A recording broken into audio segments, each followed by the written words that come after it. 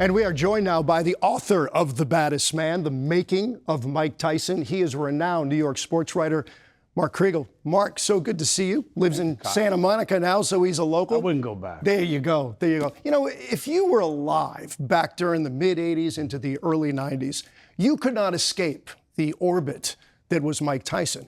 A kid from Brooklyn, a juvenile delinquent who became the biggest celebrity on the planet. How does that happen? Well, it happens for a number of reasons, but it begins with this irresistible story of Custom Model, the trainer who got him out of a juvenile lockup, and Mike Tyson. So it was almost presented as this kind of fable of Cuss and the Kid, and it attracted some of the greatest writers in America.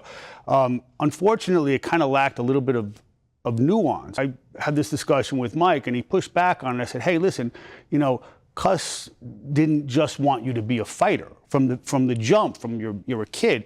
It's about making you the biggest, the baddest, the youngest, the most vicious, the most terrible, the most destructive fighting machine that the world has ever seen. His first 19 wins were by knockout. 12 of them were in the first round. I mean, he decimated guys. And then after he does that, he gets to a microphone and he's got this squeaky little voice, right?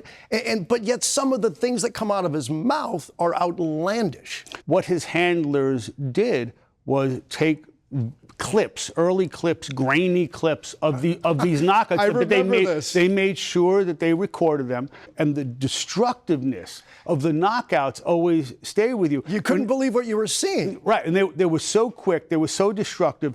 And when he, for instance, when he knocks out Trevor Berbick to win his first title, Berbick drops it by every ring post. Right. So visually that stays with you. And then, as you said, as soon as you put the mic in front of him, you're trying to reconcile the quality of that high-pitched voice with the destructiveness that you've just seen. You go, wait, holy, what did I just?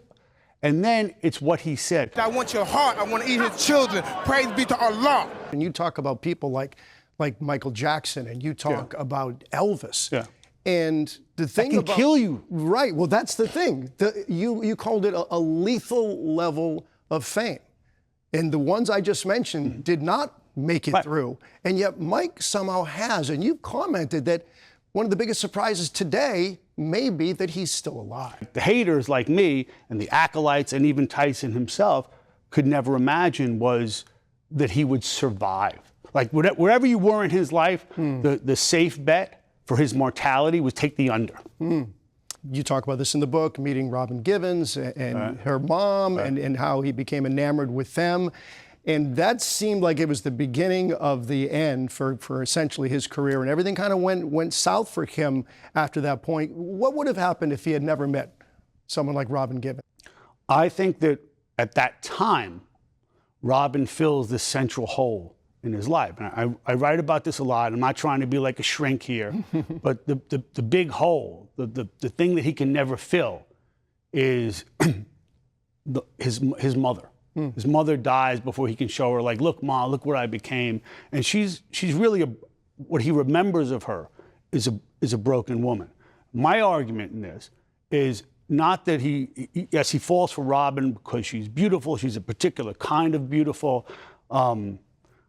But not despite the fact that she came with a domineering mother, but because of it. He wanted the mother figure that was central to him. Tyson, laying it on, pouring it on, down goes Bruno, into the right. We tend to root for an underdog. When someone starts winning too much, right, we start rooting for the underdog. We want to see someone topple the favorite. And yet, for a long stretch of time, and maybe it was before Don King came along, but when Mike Tyson got into the ring, and you look at the celebrities that showed up, you know, Jack Nicholson and Madonna and Oprah Winfrey were there to see Mike fight.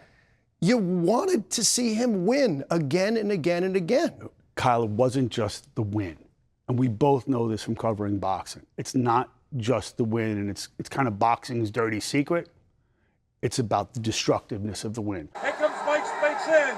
He leaves the right hand. Down he goes. I don't think you get up from this. At the core of it, all the celebrities were there. Yeah, Mike was cool, but we want to see a knockout, man. Well, as big as the book is, I read it in 3 days.